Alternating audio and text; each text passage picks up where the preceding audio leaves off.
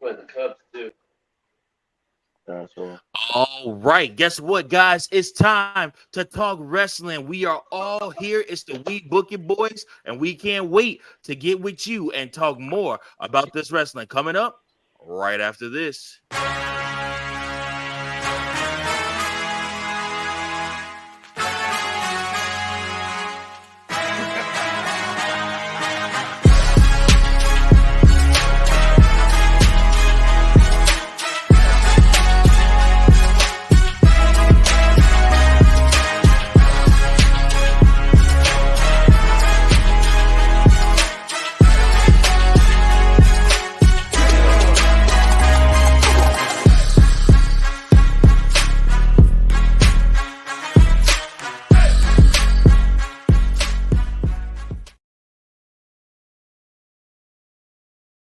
Yeah. Let's turn it up. It is time for another episode of the We Book It podcast. Yeah. I'm here. I'm your host. I am Virgil. And again, I love House of Black. Again, I'm here with the man, the myth, the legend, the pimp himself, Big Daddy C. Yo, what up?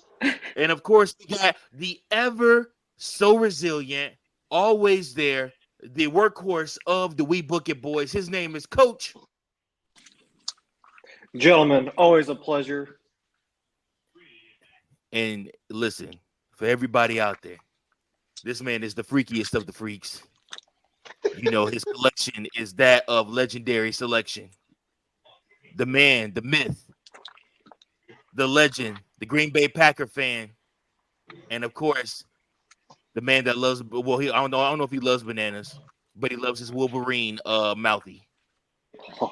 Let's call him Freaky Fros. What up, Fritos? Well, you brought it up. Oh, God. Great combo. Honestly, oh, my God. Minus the China. But don't worry, this bucket will be in use tonight. It's been a great weekend. Notre Dame finally kicked Purdue's ass for revenge. Talk about a Green Bay won. definition of a We had a great week of wrestling. Let's go!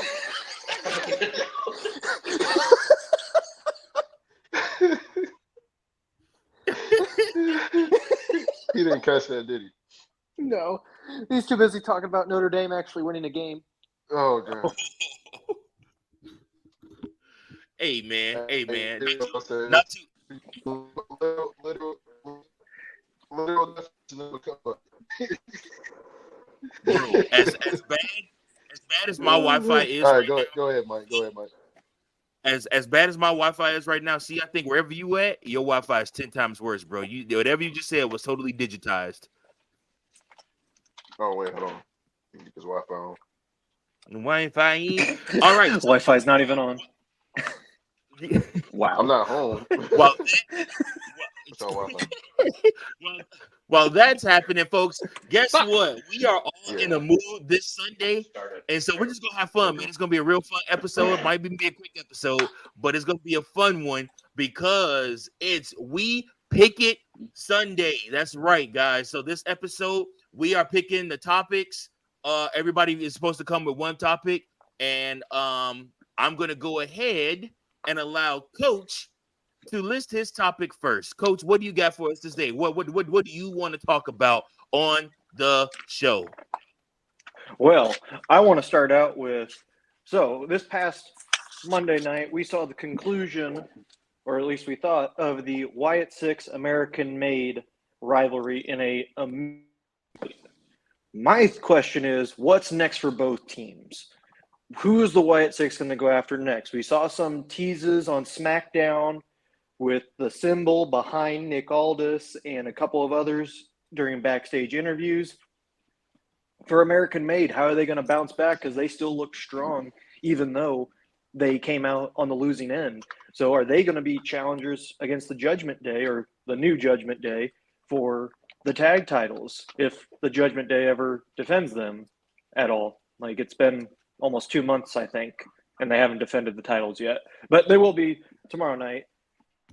New Day. That's a topic for another time, but that is what I'm trying to figure out, and I want your guys' opinion on this. What's next for both of these tag teams?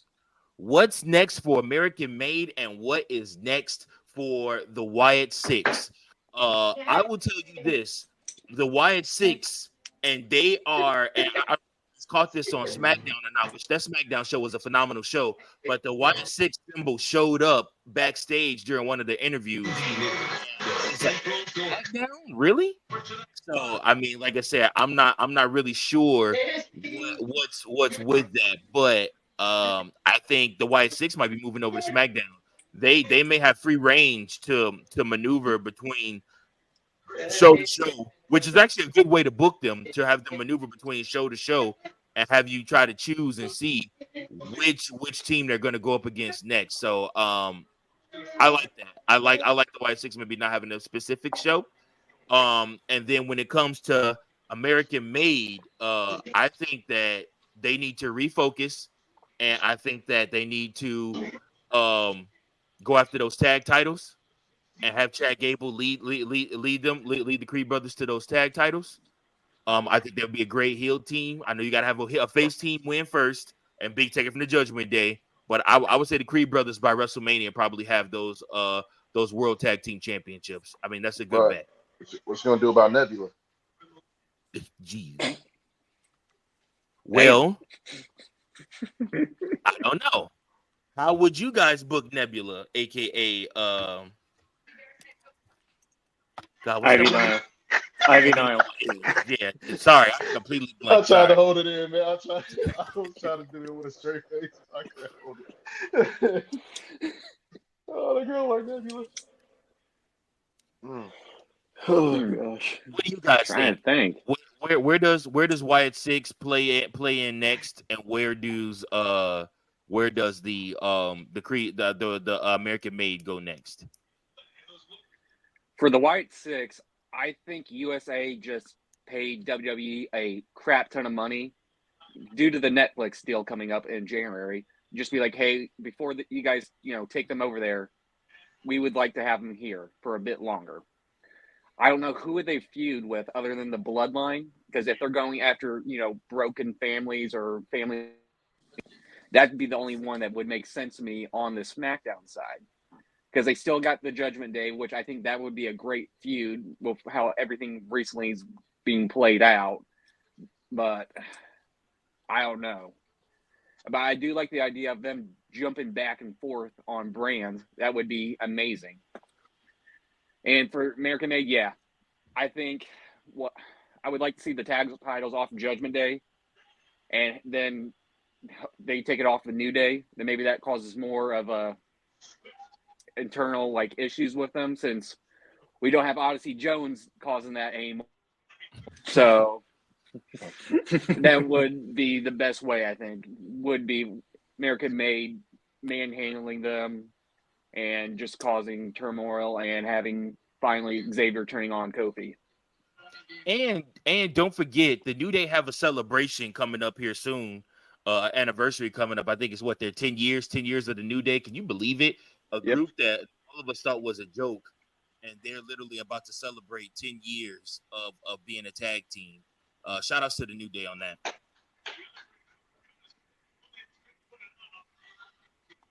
And Big Daddy C's not happy with that. I was just about to say, he just saw the pass. These loser Bear fans are enjoying the game while we pod. Double time. They are doing double time. I would much rather see answer the question on where he think the Wyatt Six and the. Oh, my bad. I was about to ask before I saw that trash play.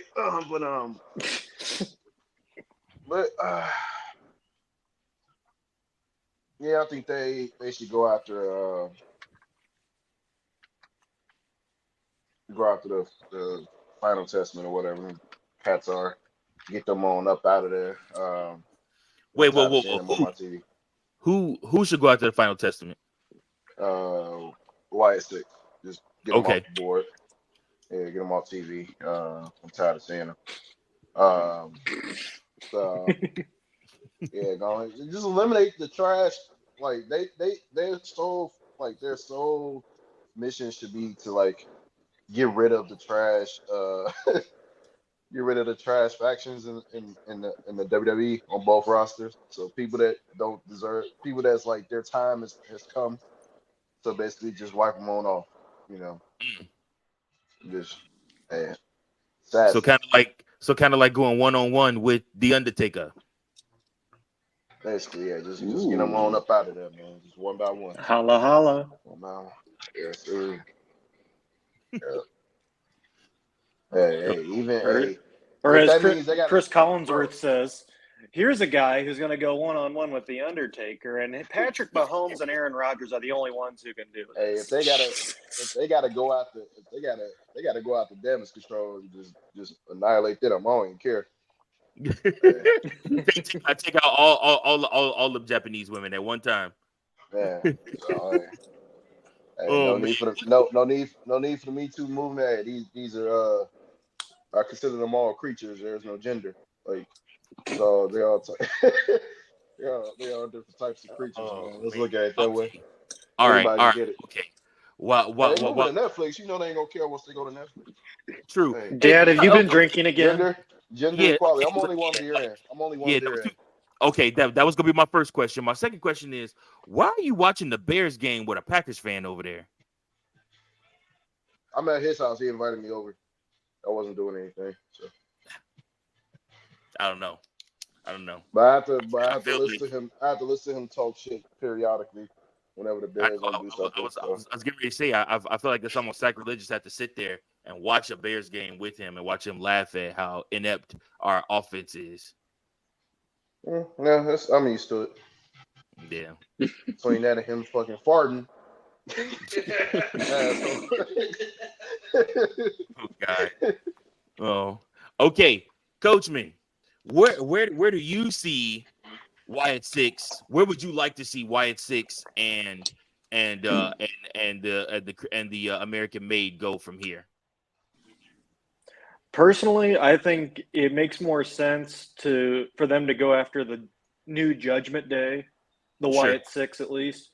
I think that would be it just goes along with their faction and what they're all about betraying families and everything, even though it's a heel family that was betrayed. I mean, you could go into details about that later, but just the fact that that's their sole purpose.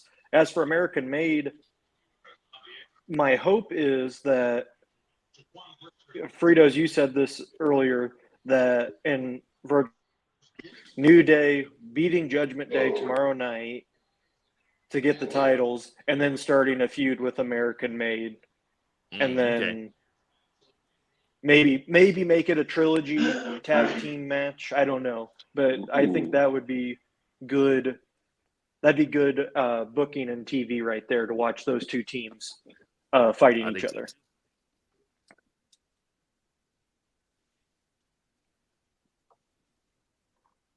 I think so too.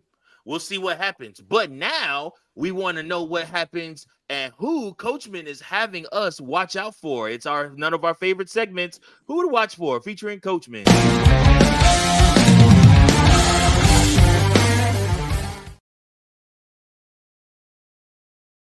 Oh my goodness, I start off 2 segments in a row. I'm not prepared for this. This is, oh my goodness.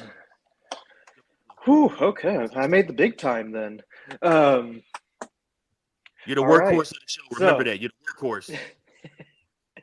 So there's 2 people I want us to watch for this week, and both of them are currently in NXT. Number 1, on the women's side, I mentioned her earlier when we started these segments, but she's been putting on good matches. She's finally getting a better storyline, especially with Lyra Valkyria rejoining her down in NXT. So definitely keep an eye out on that. And I think she definitely pulls off the creepy better than Wendy Chu does. That's just my opinion. So I think that she pulls off a more realistic creepy, where Wendy's is just kind of way over the top, a little too much sometimes.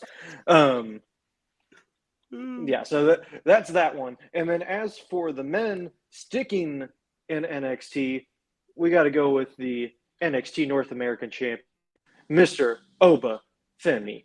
That man is 20 days, well, actually probably 19 now, as of today, 19 days away from being the longest reigning NXT North American champion.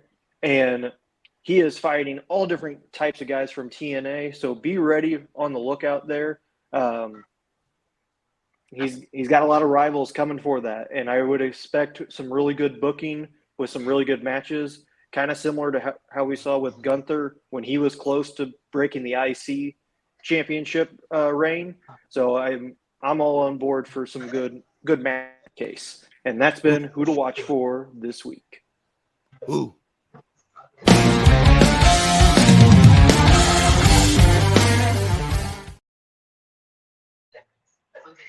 Thank you, Coachman, for that who to watch for. I hope you enjoyed my who. Hey, I just want to say this.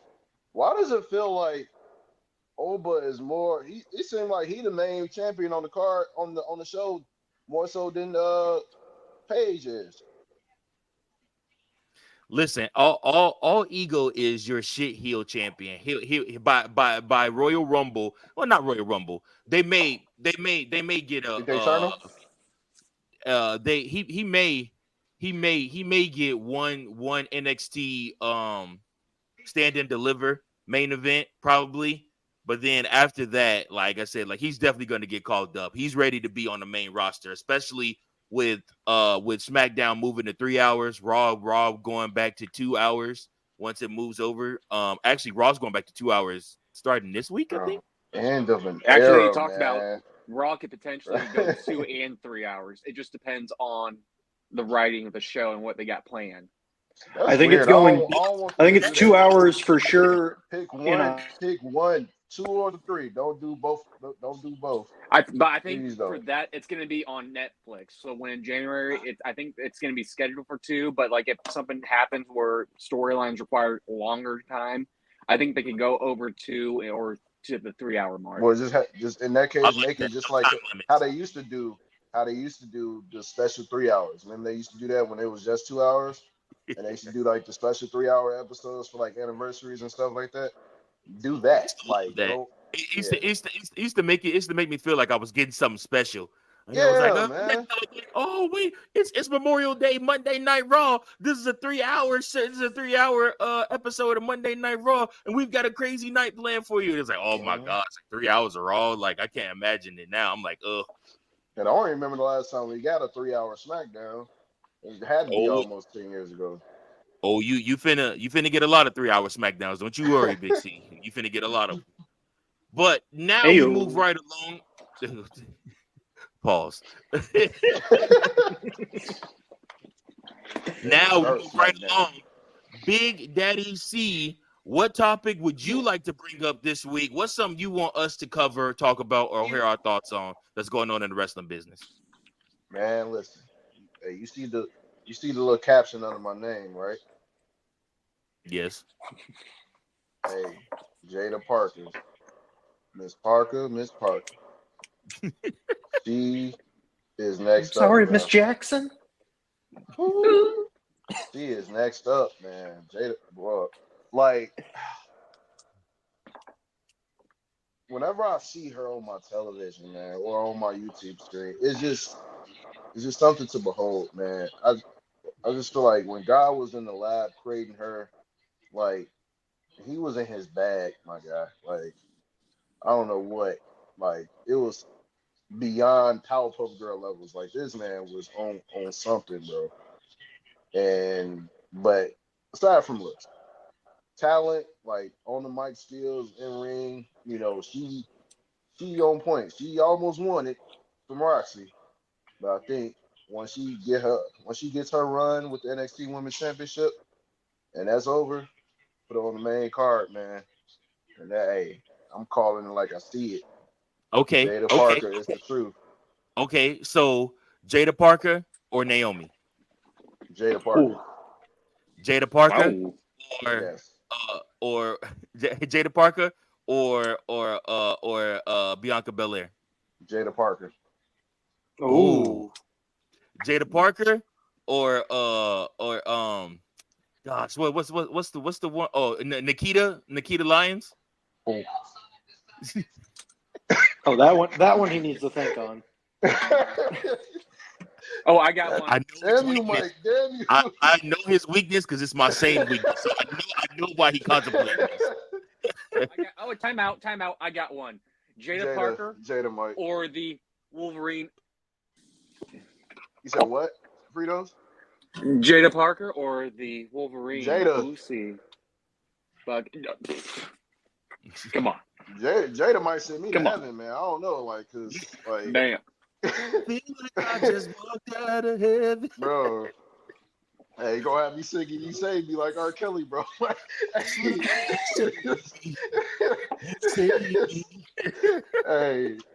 I'm just saying, man. Jada. Now Jada I'm in the truth, closet. bro. No, I'll take her over Nikita Lyons. Just hey. But I yeah, got you, Coach. I got you. Whew. A lot from you, see that you are picking. I would say Jada Parker's in-ring work is something to behold, and I want to give a shout out to WWE's recruiting team that they have now. I mean, I didn't originally like Matt Bloom. I really thought he was an asshole when he was Albert, Prince Albert, Lord Tensai, but like I said, he is what is happening? Man, one of the Texans, Joe Nixon. Ooh, like that. Man, he rolled that Ankle went somewhere it's not supposed to. Ooh. Oh, good. Hopefully he's out the game now. All right, but anyways, shout out to NXT's recruiting team, including Shawn Michaels and Matt Bloom. I mean, they have done a phenomenal job with recruiting these athletes. Like, these are real athletes that they're going to get now, and then they're trying to mold them into what it looks like to be a wrestler and be a WWE superstar. And so, like I said, I mean, not only do they have beauty and booty, but they have, the skill in the ring as well to be able to do the moves and be able to learn how to have a successful career as a superstar. I think WWE is in great hands easily next 20 to 30 years. And as a trickle-off effect, AEW will be in good hands for the next 20 to 30 years because not everybody's going to make it in WWE. Some people are going to go over to AEW, and they are going to have opportunities over there as well. And, I mean, it's just going to be one of those things where you're able to be successful maybe in one company that you weren't be able to be successful in another. So I think everybody benefits from this, from this. So any other thoughts, guys, on Claude's topic about Jada Parker and all the other? Go take a cold shower. Yes. Borrow the wolf. I'm with C. Chill. I think Jada Parker is unbelievable.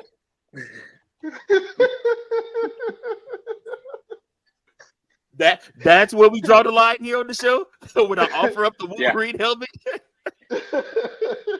Chill. I'm sorry, Coach. I'm sorry. This show is off the rails, y'all. I apologize. I'm trying to keep it together. But Fritos is an idiot, man. We've been more off the rails than this. Trust and believe. Oh yeah, we've been worse. Oh God.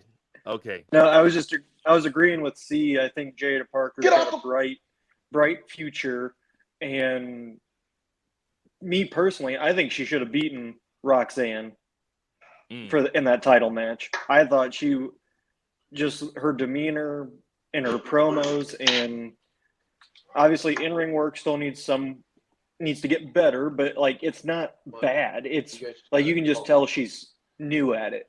Like she's still green. For sure. Yeah. Yep. No, I thought but that's not a bad thing with her. I think she's so athletic that it can make up for it, and you don't notice it as much. That was my opinion. I thought she should have won the title and then get Roxanne up to the main roster, probably on Raw, because that women's division is lacking big on Monday Night Raw. Timeout. There's potential for upgrading the Raw's women's side with the match with Nia and Tiffy and Bayley and Naomi. Loser gets kicked off of SmackDown, which they're not going to kick Nia off, being the champion. So we already know Bayley and Naomi is probably switching over there. Well, could be Tiffy. One of them. Whoever gets pinned.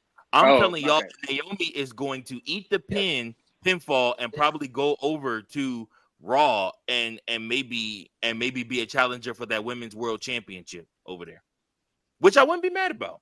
I wouldn't be mad about that at all, because I have a sneaky suspicion. That'd be good. I have a sneaky suspicion that Liv is going to lose the title, but I also feel like Tiffy is going to win that championship, dog. Like I don't know. I just have this crazy feeling like Tiffy's going to cash in and win that Raw that I was almost say Raw Women's Championship. She's going to win that women's world title. I don't know why. I just feel like she is. So I don't know. We'll see. All right. So moving on to that, it's now time for Big Daddy C's, if you can stop watching the game. Big Daddy C's throwback moment.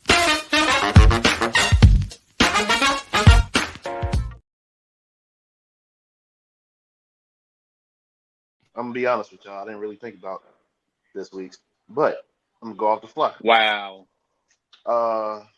It's okay, Big Daddy. I know.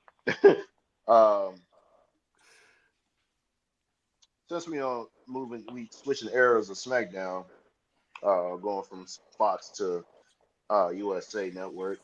I'm thinking about one of my favorite moments from SmackDown. Pretty much a main event. It's like back in the early 2000s, I want to say around 2003, 2004. Y'all correct me on that. Brock Lesnar versus The Big Show. One of the craziest endings in SmackDown history and in WWE history.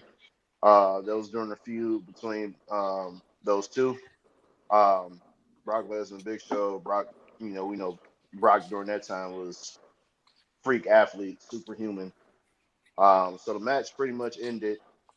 It was back and forth. Big Show, you gotta pretty much carry him in the ring most times. And so basically the match ended with Brock hitting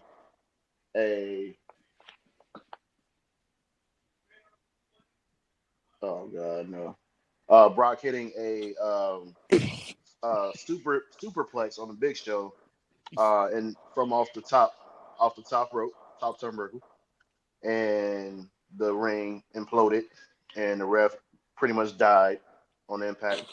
And so great, decent match. I wouldn't say it's like a 5-star, but the moment itself was something crazy, and the commentary by Taz and Michael Cole definitely helped it. So I would encourage you guys to go back and watch that. I'm sure most of you already know about it, but it's something good to go back to and just see how crazy that moment was, especially during that era, Ruthless Aggression era. So yeah, Brock Lesnar, Big Show, SmackDown main event. Let's say 2003, 2004. Ring implosion. That was the first of like maybe 4 or 5 that we've had in WWE, and Big Show was probably a part of like 3 of them.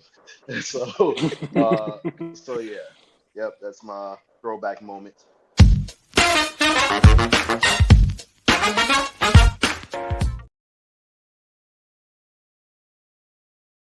All right, thanks, Big Daddy C, for that throwback moment. Was it? We punt the ball? Did we punt the ball? I would say that this throwback moment, to me, was special because I remember that being the first time Michael Cole and Taz were cursing on UPN, because I just remember the ring imploding and the referee like the ring starts like bouncing up and down as they're doing it, and the ring the ropes, everything just start falling over. And the whole ring just starts imploding. And Taz is like, oh my boob!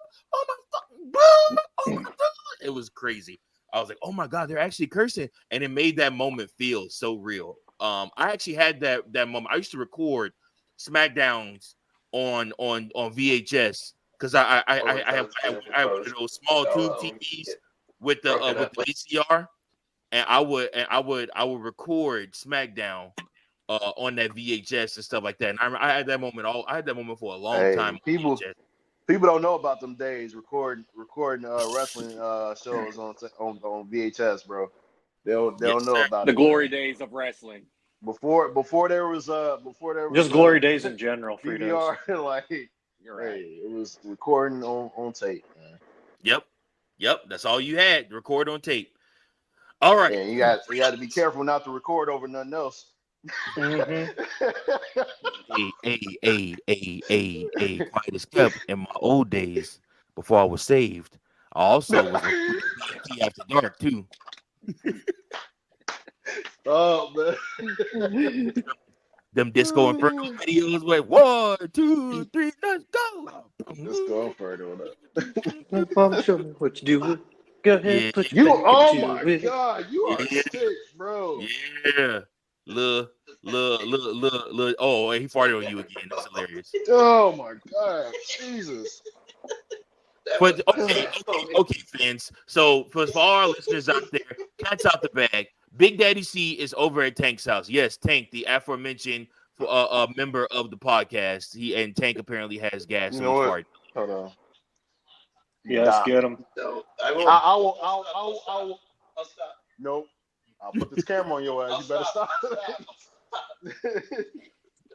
Put him on. Well, Put him on. right. Put him on. Yeah. It's like 2 seconds. That's hilarious. All right, Fritos. Jerry. What is the one topic you want to talk about for today? Pick one. Ooh, my turn. Before we got on talking to Virgil here, I had a whole list.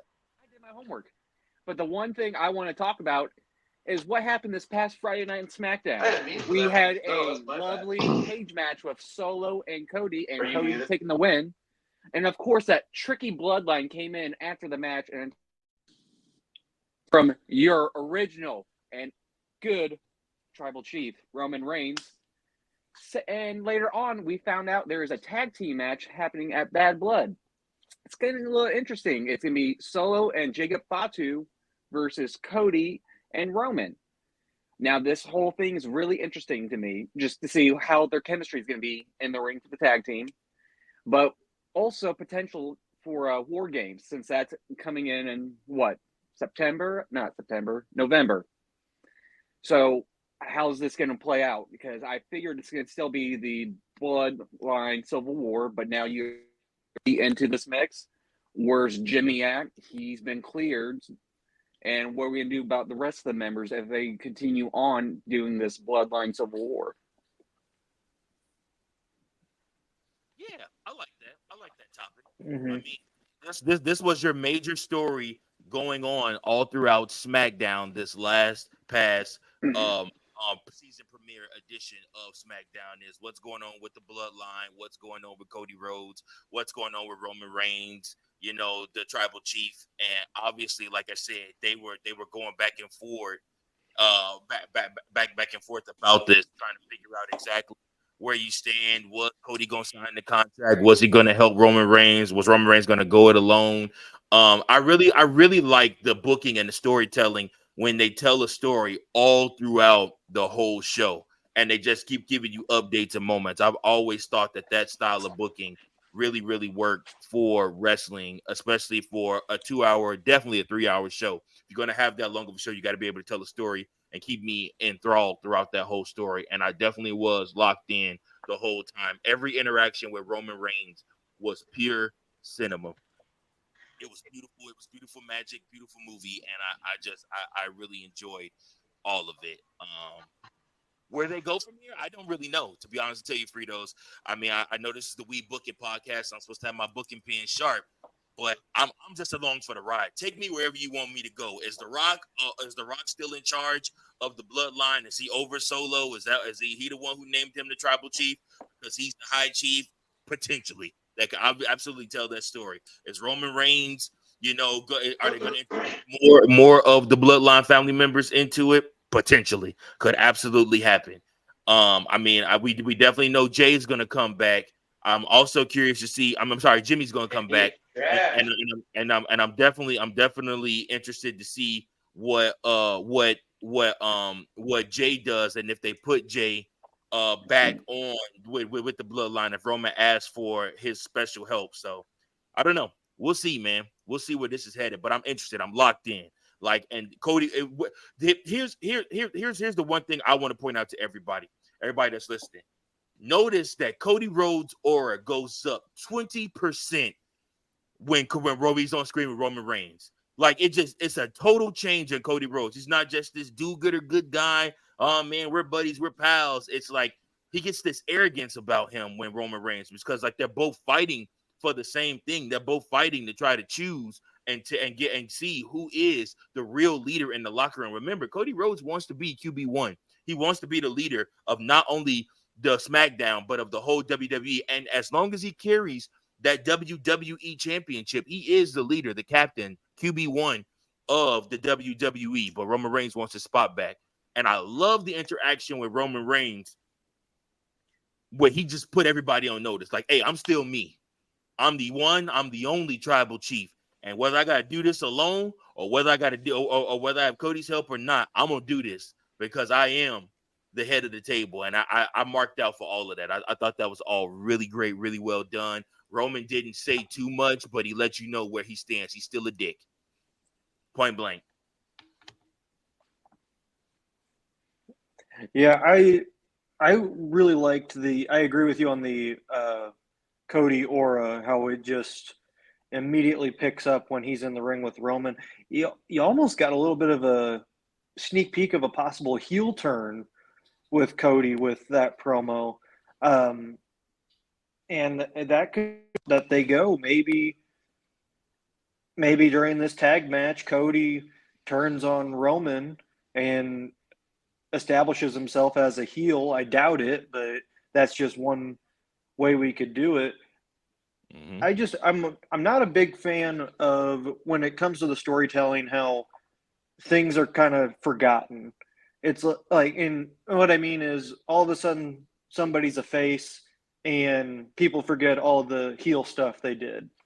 Like the Triple H has been doing a much better job of recognizing that. Like when Bayley turned face, Bianca, like, so just because you're good now doesn't mean I can't forget what you did before you were good. Drew McIntyre, same way with Jey Uso.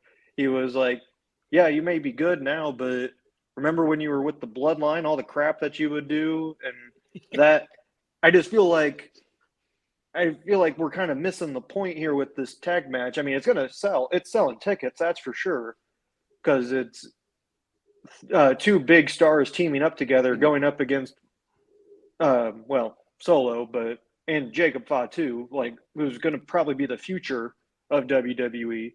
So that's selling.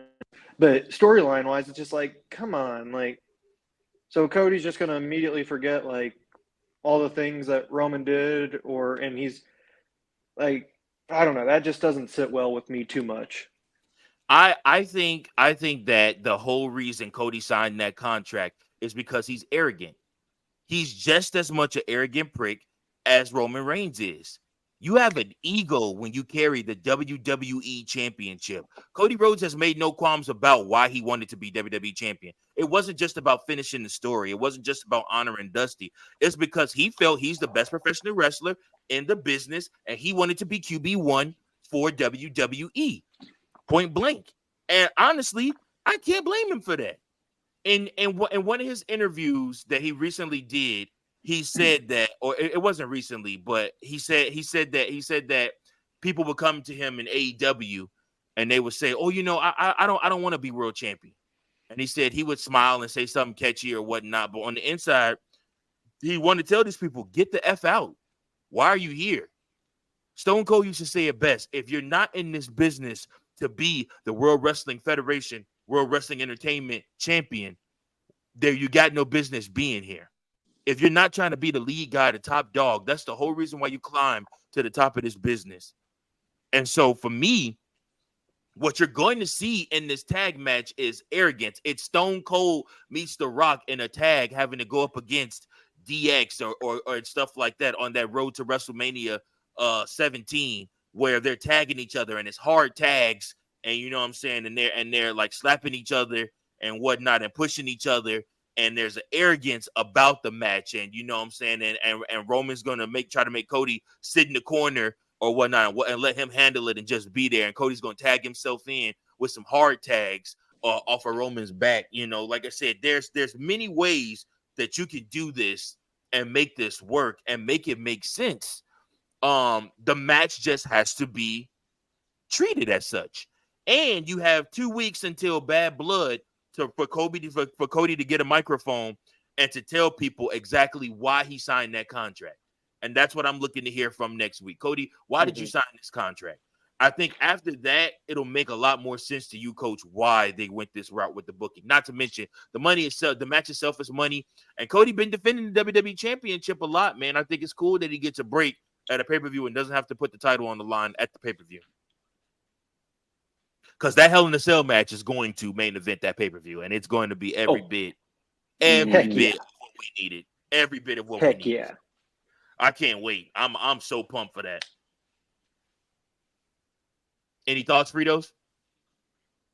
Well, I was hoping for Big Daddy C, but I'll take it over. Oh yeah, Big Daddy, you can go mute. Yeah. You can go mute again. Watch the game. We'll get you in a minute. Oh, I wasn't sure. I thought you were about to hand it off to me. That's why I was. My bad. So the way I see it, I think you're right with this, Coach. They're setting up slowly for Cody. Now, I don't think it's going to happen at Bad Blood. If they're going to set up the way I think they're going to set up, Cody's going to be part of the Bloodline Civil War. Maybe Jimmy returns in that time frame to help him.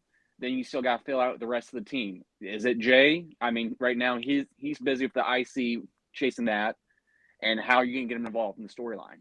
The ones that make sense to me is Kevin Owens and Randy Orton being part of that Civil War story. And they could all bring him up like, you were a dick. We're doing this favor for Cody. Not for you. That's it. And, just make sure they put him in his place and trying to figure out, then Jimmy could come. I already said that, but trying to figure out then after the match, if they win, you can see The Rock come out, maybe do a little wink at Cody, then Cody turns. It's a lot of people have complained about Cody wearing the suits and stuff and say how he's a politician, a businessman. That's just him doing business with The Rock to make sure he keeps that title. And it helps finally, make Roman that super babyface that WWE and Vince have always wanted. So that's how I kind of would book and like to see this setup going on. Do you guys remember in between CM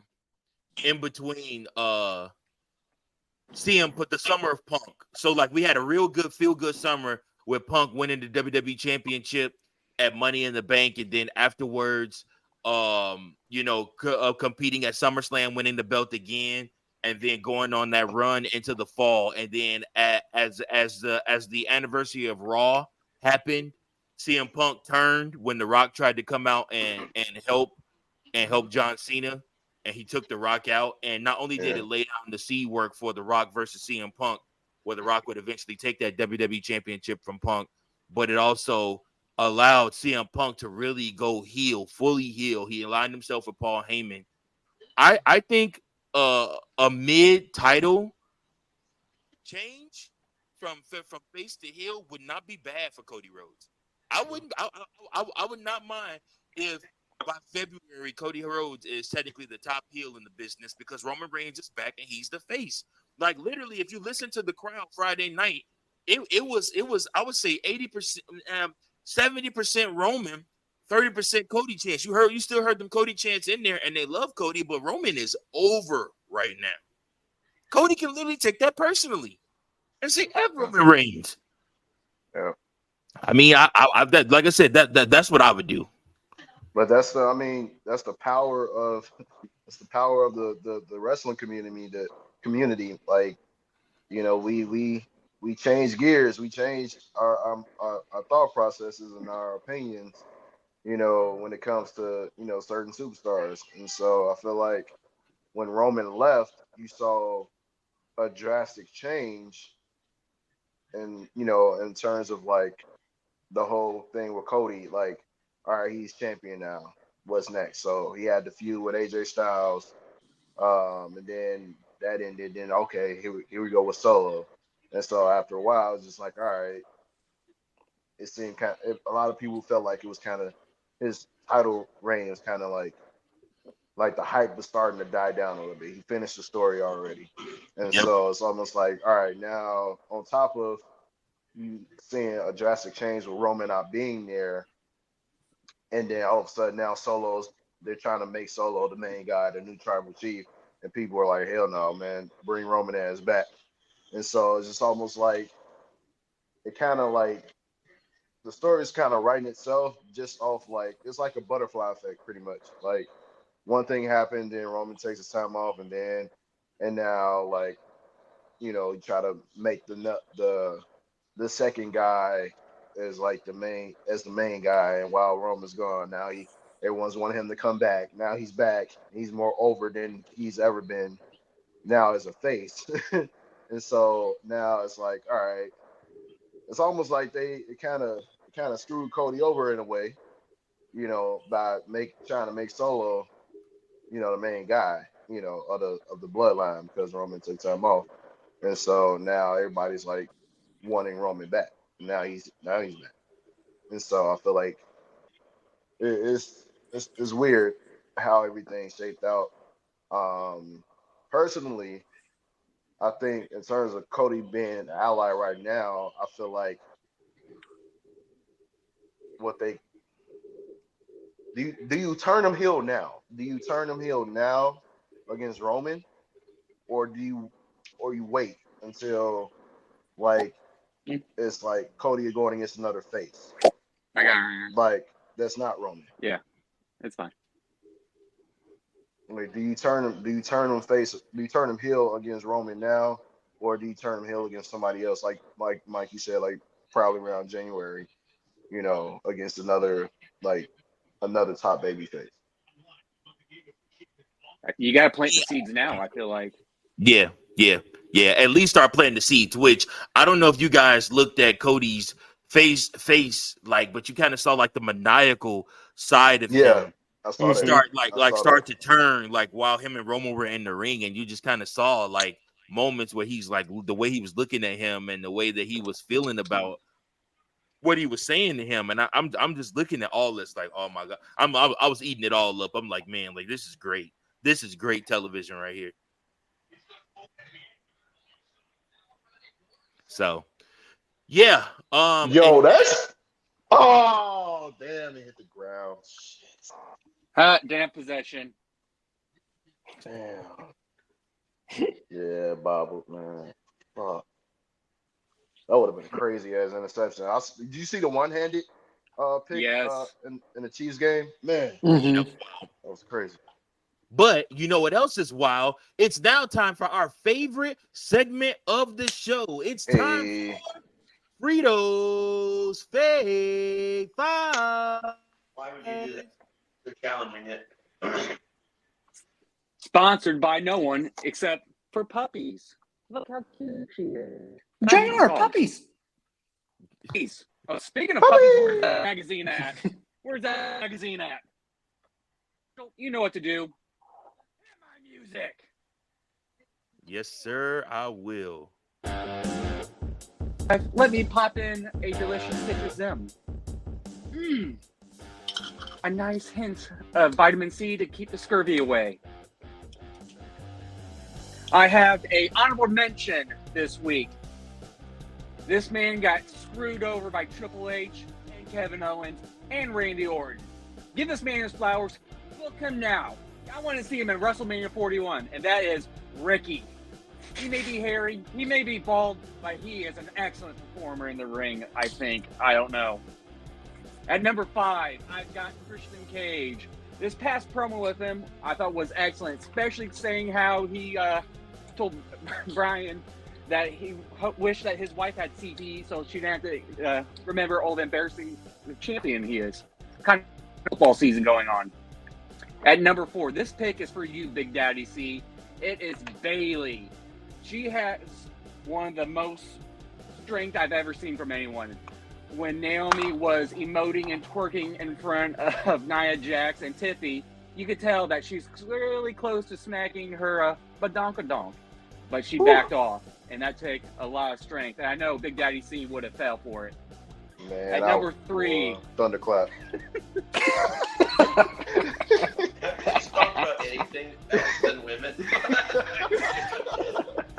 At number 3, Fritos spot favorite number 3, I've got Jey Uso coming out with you for the Fatal 4-Way for the title. I'm going to match with Braun Breaker. I'm interested. Are they going to take the title off of him, or is it a trilogy and finally giving him his title?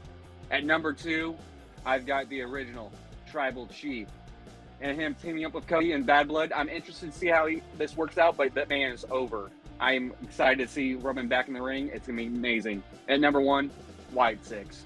That match was phenomenal. I can't wait to see more work from him coming out. And that has been a Fritos Fave 5. Yeah.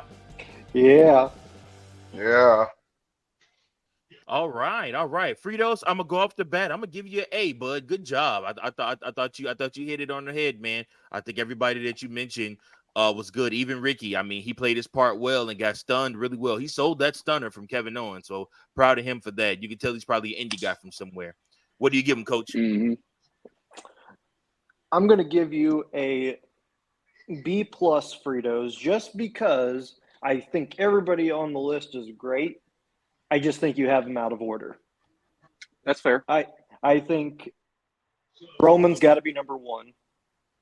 Wyatt 6, number 2.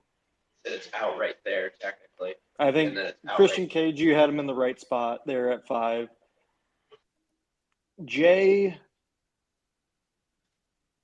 feel like he should have been more number 4. And then number 3, for me, you have to... Bailey at number 3, not smacking Naomi's ass. Well, that's kind of wild. I mean, I respect it, but yeah. You're right. That strength is really strong. She should be moved up. I'll take that. I'll take the B+ for that. Yeah, that's got to be number 1. Man. And because it wasn't number 1, I have to give you an A-. You're giving this man an A-. Sorry, boy. Yeah, because he had Bailey as what, number 3 for showing the 4 strength of not smacking Naomi's ass on SmackDown.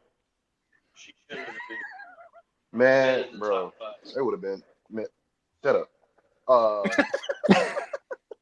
No, yeah, that should have been number 1, man. That was me, boy. Thunderclap City, man. Oh, that's what you were talking about. You would have heard that shit like go throughout the entire arena, bro. Oh my goodness. Sending right. shockwaves through the arena. And on that note, we want to make sure, guys, that you are liking and following and subscribing us on Spotify, YouTube, Instagram, Facebook, X. We are literally everywhere. And that merch is coming real soon once these guys actually figure out what they want to do about that. So, once again, that you follow us, that you like, you subscribe, and we hope that you have some fun and some laughs with us during this episode. And remember always, keep those booking pencils and pens sharp and keep on booking good wrestling. Until next time, from Virgil, Fritos, Big Daddy, and Coach. Jada Parker, call me. Have a good one, guys.